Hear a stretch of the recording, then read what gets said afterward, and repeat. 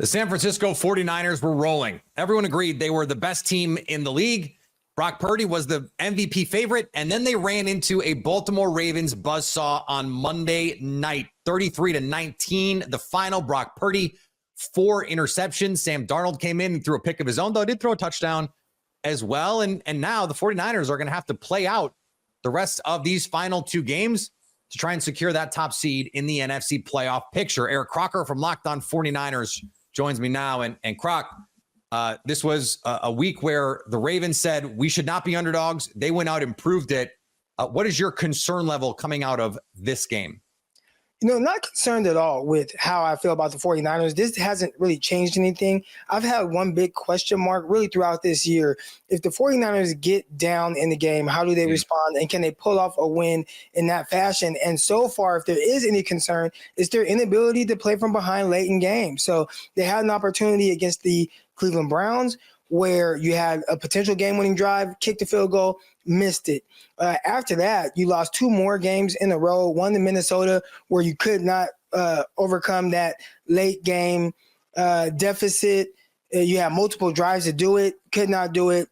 Part of it might have been because Brock Purdy was concussed, but nonetheless, you turned it over 2 times in a row to close out that game. And then the very next week against Cleveland, you had several opportunities late to get back into that game and overcome a 1-score deficit. And all they did was turn the ball over 3 times in the second half and really make it impossible to come back. And then we saw that same thing against the Baltimore Ravens. So my co-host, Brian Peacock, he calls the 49ers the ultimate front runners. If they get out on you, they're like a snake. They will just squeeze the life out of you and really run up the score. But when they have to play from behind, that has been a big concern of mine.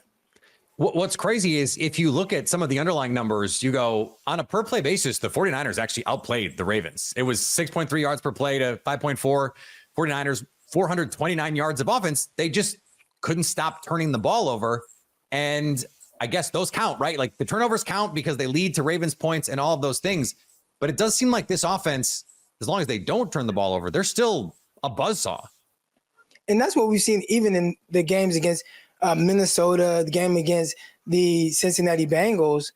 They actually were fine. Like a lot of people wanted to jump on Brock Purdy for those games. Like, see, 49ers lost. And you look at his numbers and how well he played for 90% of the game. He was the same Brock Purdy that was an MVP favorite. But then towards the end of the game, he turned the ball over. In the Baltimore game, the turnover started early and often, and he wasn't able to overcome that. But yeah, more times than not, you look at the weapons the 49ers have, I think it's hard to play poorly with those guys surrounding you, and especially with Kyle Shanahan pulling the strings. So typically the yards per play and all these other metrics you want to look at, the 49ers are going to be top of the league really in every single game. This does, though, Croc, make me feel a little bit reminiscent of me talking to Landon McCool the other day from Locked On Cowboys, and he was like, yeah, the Cowboys have trouble winning on the road, and they have this issue of beating good teams. And it's like, well, in the playoffs, the Cowboys are going to have to go on the road and they're going to have to beat good teams. The 49ers could potentially face a similar issue in the playoffs where a team, they might go out 10-0, a ball bounces a weird way, you get a kick return, something like that. So what is going to be the fix if they do go down and in the second half they got to make up a 10-point deficit or something like that? If they are going to go down, just go down early in the game. Again, my biggest issue with them is the late game, because even in this game, you had several opportunities to come back. You turned the ball over 3 times in the first half, and you're down 12-16.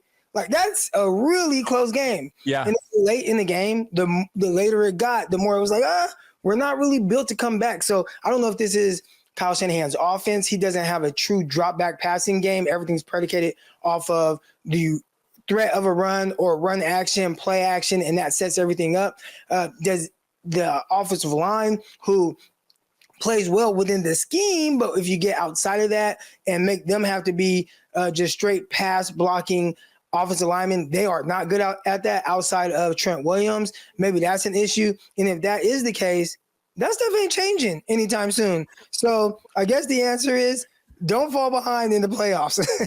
Stay up to date all year on the San Francisco 49ers by subscribing to Locked On Sports today and Locked On 49ers on your favorite podcast app and on YouTube.